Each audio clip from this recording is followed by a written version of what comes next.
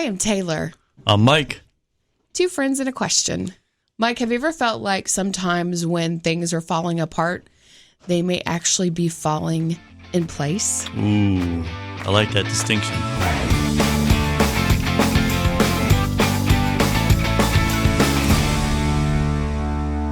And you hear somebody say, why is life so difficult? Yeah. Let's talk about that. All right. Well, let me ask you this. Tell me if this resonates with you. I once read a quote that said, whenever I hear somebody complain that life is hard, I'm always tempted to ask, compared to what? I mean, what else do we know? We don't know anything else. Right. Well, maybe we compare it to someone else's life. Yeah. I'm guilty of that. Yeah, that's a good point. Yesterday, after the 6th pair of tubes that my daughter Waverly has had in her ears and surgery, she sent me a text message to show me that one had fallen out. I was mad.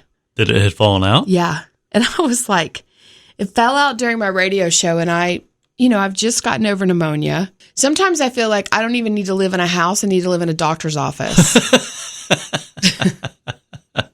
When you walk in, do they say, you again? You know what's funny is that my ex-husband took the kids over the summer to Colorado on like the first vacation my kids have been on, since they were like 4 and 6. He's only there a day, and he sends me a text message, and he said, we don't really speak, so this was like a big deal. He said, Drew's sick. I'm trying to find urgent care. What is the deal? Are we just never supposed to enjoy anything? Oh, wow.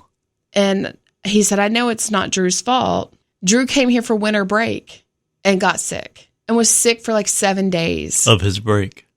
Yeah. Well, so I guess your question is, why is life difficult compared to what?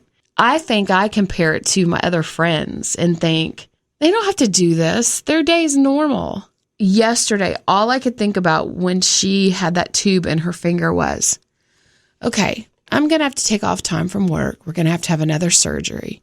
There's more doctor bills. There's this, there's that. That's what I thought about yesterday, and I was mad about it. Mm-hmm. So why do you think life is difficult, Mike? I want to tweak something you said to answer that question. Compared to what I said, we don't know anything different, but you're right, we do. We can compare to other people's lives, and it's different. Right. I'd also like to posit that maybe we're also comparing it to how it should be, how it was in Eden, how heaven will be. Mm-hmm. And maybe that's a proof of God, because we know things aren't right down here. How would we know that if we didn't see something better? And how would we see something better if there weren't a God? Okay, that's deep. As a Christian woman, I'm not supposed to walk in defeat. No. I'm not supposed to wallow in, well, compared to Mike and Beth's life, they don't have to do this. Right. God tells me, be strong and courageous. Mm-hmm. But yet, I can get caught up in the life is difficult. Yeah. My mom had a good saying for right here. She used to say, no matter what, there's somebody got it worse. That's so true. It is. It doesn't always make it easy, but it makes it understandable. One of the things that I do, and a lot of people laugh at me about this, is when I take a shower and the water is hitting me, I think about the water being living water, okay? Water is living. And I am so grateful that I have water because I see people that don't in the world. Right. And so then I say, okay, well, I'm grateful I have kids because there are people that don't have kids. Mm-hmm. Life is difficult because maybe sometimes in our mind we make it difficult. Yeah. Life can be difficult for people. Period. Yeah. But you make a good point. Sometimes it's perspective. Yeah, you got to get up early and take a shower for work, and that can be a bummer. But then look on the positive side like you do. It's clean water. It's a hot shower. It's a hot shower. It's going to clean. We have to look at things differently sometimes. Yes. I want to read something to you, and I don't think that he would care. Let's just call him Paul. Okay. Paul lost his wife recently, a very tragic way. He had to witness finding his wife who had decided that she couldn't live anymore. So you gather what I'm saying. Yes. I don't know why suicide is such a hard thing for me to say. Why is that a hard thing to say? I have trouble saying it too. I really do. I don't know why. Maybe we'll hit that in the future. Here's a man who not only did he lose his wife, but he he had to stay in the back of a police car for 5 hours after it happened because they had to make sure that, he wasn't involved. Oh, my gosh. Didn't have a phone, didn't have anybody to call. And he said, I heard about a woman who lost her husband and was having to downsize. The manager was taking her up in an elevator to see her tiny new apartment. And on the way, she said, I just love this new apartment. And the manager responded, but ma'am, wait, you haven't even seen it yet. And she replied, it doesn't matter. I've already decided that I'm going to love it no matter what. Oh. And he said, when I take this approach early in the morning, nothing seems to bother me. Wow. I mean, this just happened 4 weeks ago. Right. And he's still dealing with such loss. And I was thinking about him. Life is difficult for all of us, but it does matter the way that we are responding mentally in our minds to that. Yes. And he sounds like he's trying to make a courageous decision to look on the positive. Right. Or at least open himself up to it. Right. Right. Wow. Well, that branches to another question. And is there meaning to our sufferings? Oh, yeah. I think God allows suffering to bring the glory to him. I agree. To pull good out of it if we let him. And we can't forget that since the fall in the Garden of Eden, it's not paradise anymore. We kind of let the tough days in, and we have to realize that. Mm-hmm. He's here to keep us from going over the waterfall, but he's not here to make every little bit easy, because then we're not responsible for what we did. He tells us you will have trouble. Right. In the world. Yeah. Yeah, exactly. And Mike, this is Satan's world that we're living in. And we have free will to choose to follow God, to make our path, have him with us on it. Yeah, I agree. And that's a choice. Mm-hmm. Because he gave us free will, and he's not going to force it on us. And you're right. We make that choice, and it works out a lot better. Right. There's a quote from one of my favorite saints, St. Padre Pio, and he said, the storms that were raging around you will turn out to be more for God's glory, your own merit, and the good of many souls. Mm. So sometimes those storms, I'm not saying God puts them in our life on purpose. That's another question, but I think he can use them, like you said, to pull good from them if we let him. And we can grow through those if we cooperate just a little bit, instead of getting kind of mad about them. Well, you think about Jesus in the boat, in the storm, and was asleep. Right. And everyone's in the boat just completely like, Jesus, what is happening? Right. And he's asleep. Right. Because he knew we were going to have storms in life. He knew we were going to suffer. But he's like, what? Taylor, why are you freaking out? I'm right here. Right. I've got this. Right. I know when the storm's going to end. I know that you're going to be okay in the storm, but the storm is bringing you closer to me. Right. Just like I say how my divorce and all that craziness, I found God. I was not even on Christian radio. The only reason I'm on Christian radio is because I got a divorce. Interesting, isn't it, how that works? Yeah. Was there a time during that process when you saw no good coming out of it? When you weren't sure good would come in the end? Was there a time when you were just distraught? Absolutely. I never, ever, ever want to go back to the way that I felt during that. Ever. If I would have just let him go, I would have been better off. Now help me understand that, because I know that you fought for your marriage, and I know that you consider marriage sacrosanct. So tell me what part of you says that it would have been better not to fight for it? I think that I had people saying, pray. And so we would gather as a prayer group twice a week in my home, and we would pray over Andy. And there are pastors that were in that house. We would see the spiritual battle taking place on earth. We would see that Andy wouldn't talk and he would be really far away, and we would pray and fast and do things, and you would see him start to come back. But in short, you're saying that he was there in the room and you could see the battle raging over him? He was not in the room because he was not speaking to me. Okay. But after we would pray, I would, within hours, get a text message from him, and we weren't talking. Okay. That would say something like, I had a dream about you last night. Or I'm so confused. I don't know what to do. Okay. So you saw evidence of a real battle. Oh, absolutely. Yes. Wow. My daughter will often ask me, why did you take Daddy back 3 times? Why did you do that? And I told her because I felt like that's what God would want me to do. We teach our children not to say, I hate anything. Right. But yet God says in the Bible, I hate divorce. And that would stick with me, Mike. I would think about that constantly. And so I would pray for my marriage. But it took me down such just a crazy, crazy path. Wow. Well, what good have you seen come out of it? You alluded to some things, closeness to God and things, but tell me in a nutshell, what was the good he pulled out of that you can now look back on? He made me his disciple. Wow. Through that. Still, to this day, you feel that. Wow. That's awesome. I'm able to be on Christian radio and tell people in their hardest time, don't give up. Without my divorce, I would not be doing that. Wow. And he's changed me. I mean, I was a totally different person. And so he's changed me in a big way. You know, I was thinking about this, Mike, and probably the girl, if I had have known Jesus during my divorce, I'll be totally honest, I probably would have gone and sought comfort in men and alcohol, and I did none of that. And I still do none of that. Wow. So when you lost everything, Jesus was there and it kept you from going off the rails, so to speak. Absolutely.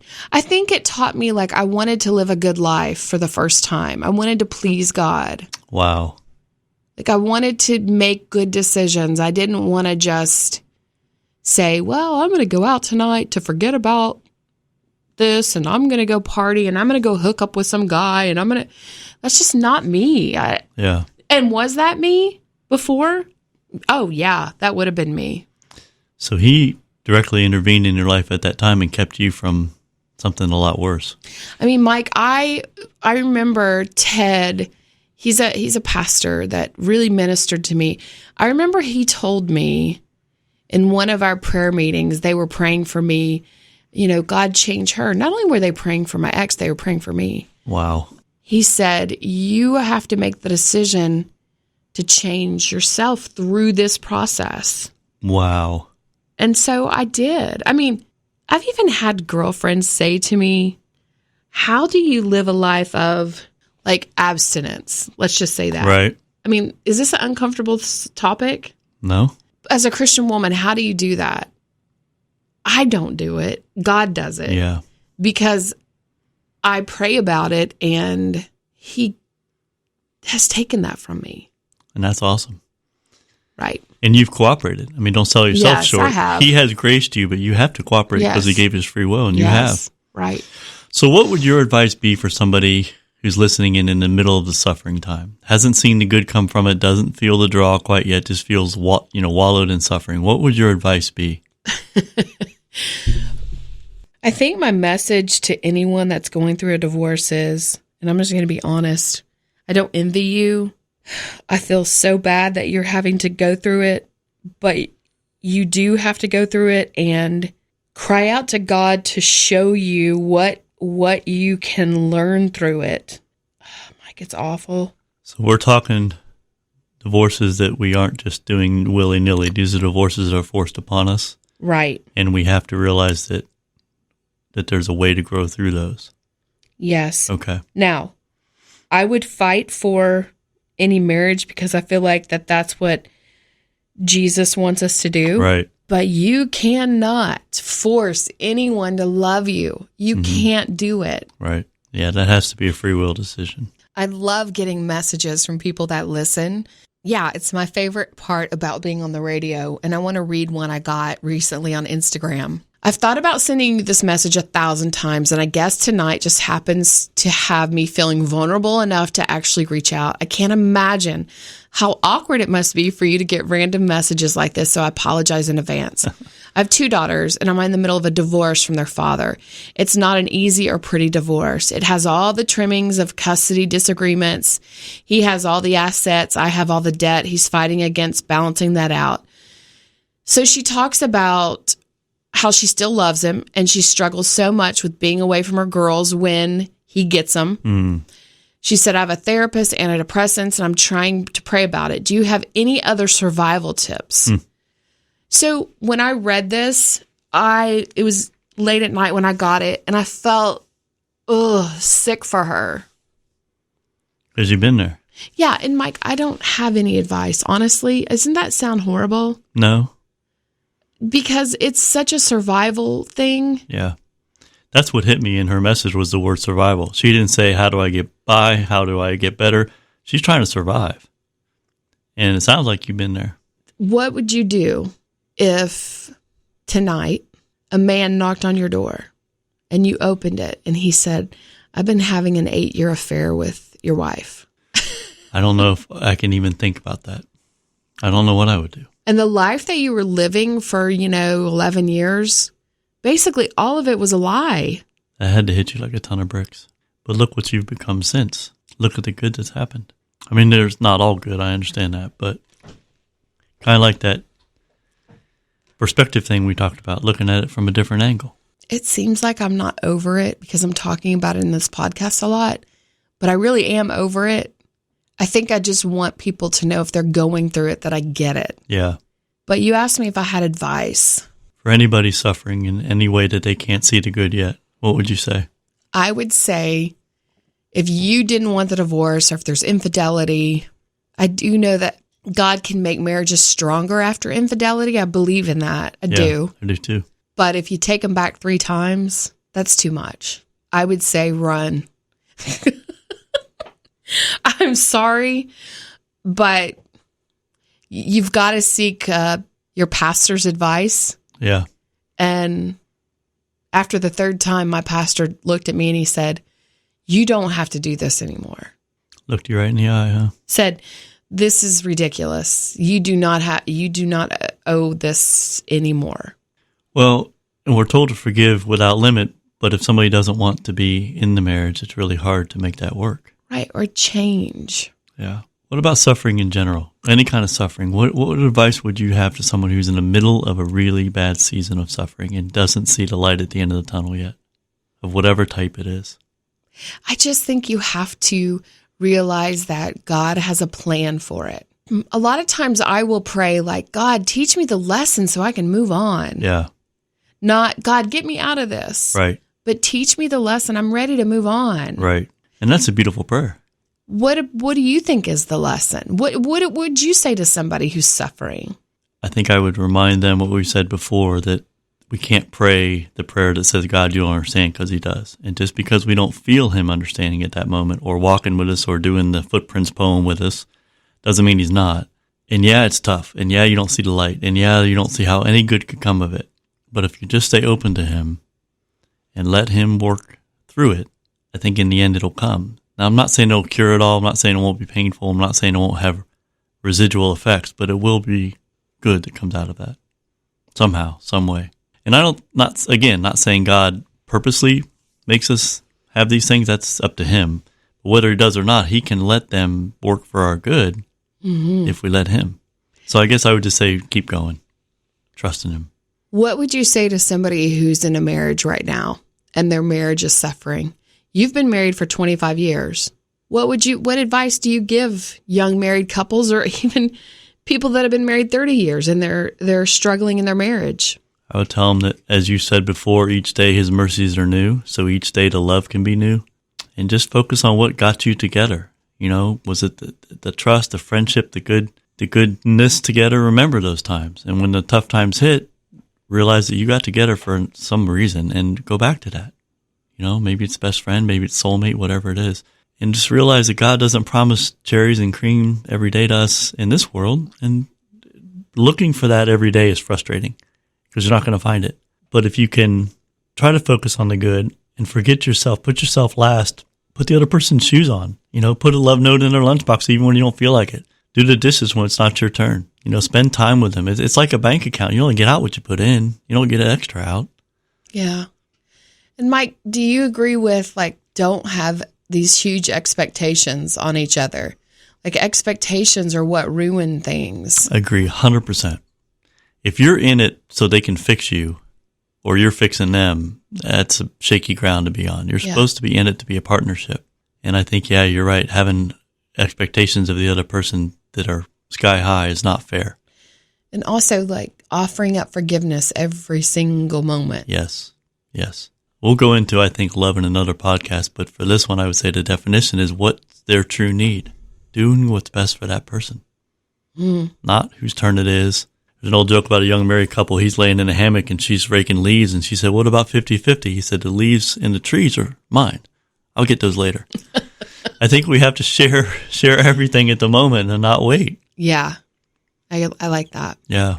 We're all in this life together trying to figure it out. And I know in the end, right now, we don't understand it. We don't know why things happen or why we suffer. But I do know that we have to trust God. Yeah.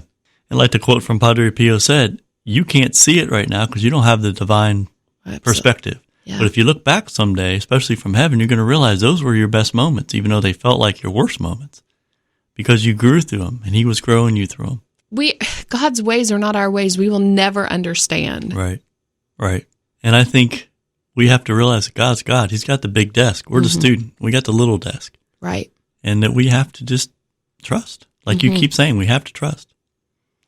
And sometimes that's all we got because it looks like we're in a mountain of not good stuff. But if I look back on my life, I would say the sufferings grew me. And I wouldn't have traded anything for him. What's the new song, Scars? Yes. I think there's a lot of truth in that. So good. I love that song too. I do too. It's all for his glory. That's right. So what advice would you give the next generation? I know that they're going to suffer. They know that. But what advice would you give them as they're growing into their adulthood? Maybe there's a teen listening or someone in their 20s right now. What advice would you give them? I always just tell my kids and their friends to always, always do what's right and good, even when no one's watching. Yeah. Just do what's right. You know what's right. I tell my kids that all the time. You know what's right.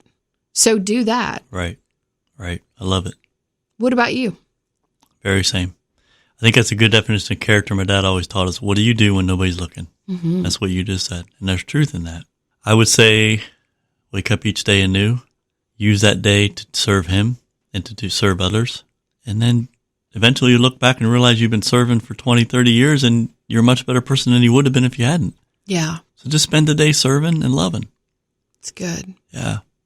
And seek God. Yes. 2 great commandments, love him and love others. I think if we use that, what Jesus taught us as our guidepost, I'm not sure we can go wrong. And he gave us free will, and sometimes I feel like that's the biggest burden that he put into our lives. That's actually the topic of another podcast. Yeah. That very thing you just said. What would you say to someone who has trouble living out that best advice, who's struggling to make that their mantra, their go-to? How would they stick to that day to day? I mean, it all comes down to sin. The sin that we have in our hearts and in our lives. Yeah. Whether it be, we could name a million things of sin. Yeah. But it comes down to stick-to-itiveness, as they used to say, to making that decision and sticking to it. And that doesn't mean every day is going to be perfect. You're going to fall a lot of days, but it does mean you're always aiming toward that. Right. What's the old saying? It's not so much where you are, it's which way you're headed. So maybe we just have to make sure each day we're heading toward his will and not our own. Each new chapter in our lives requests an old part of us to fall and a new part of us to rise up. Oh, I like that. Changing and evolving and growing. I think that's what life's about. It is. Learning from your mistakes, saying, okay, God, forgive me. I need to forgive myself. Having that positive attitude can cause like a chain reaction in your life. Yeah. And in others' lives around you. Yes, right. Not to give a gross example, but when lobsters molt, they spend a few days vulnerable with no shell. Mm-hmm. But they have to molt because they're growing. Yeah. And the old shell won't work anymore. Yeah. So I think we have to molt and let God be vulnerable before God and let him craft the new shell that does fit. Ooh, Mike, that is some good stuff. Well, I had the first sip of coffee. That helped. Tough times never last, but tough people do. Oh, Taylor, that's a good one. I like that one. And I really do think it comes down to we can all waller in our divorces, in our hurts, in our sufferings. I mean, but God doesn't tell me to keep going back there. And I'm just talking about it on this podcast to help somebody else. I don't live in it. Good. But God tells us be strong and courageous. God does not want us living in, what's the word I want to use? He doesn't want us living in self-pity or... angst that isn't necessary. Right. What do you keep reminding us in the Bible? It says, be not afraid 365 times. Yeah. Do not be afraid 365 times in the Bible. So we have to use it.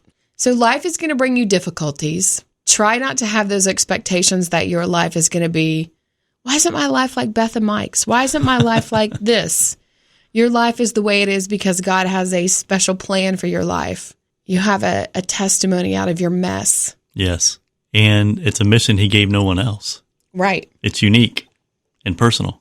I am so glad that I don't have Mike's life. You should be. But you know what? He brings people together, and I'm glad he brought us together on this because I think we complement each other on our perspectives, and I also think we're hopefully helping some listeners who may face the same thing we do. Yeah, and bringing it all back to Jesus. Yep. That's the only thing we got anyway is his mercy. So hang on, friends. Hang on, hang on, hang on. Remember, tough times don't last, but tough people do. Oh, that's the quote of the day. I'm Taylor. I'm Mike. 2 friends and a question. 2 friends and a question.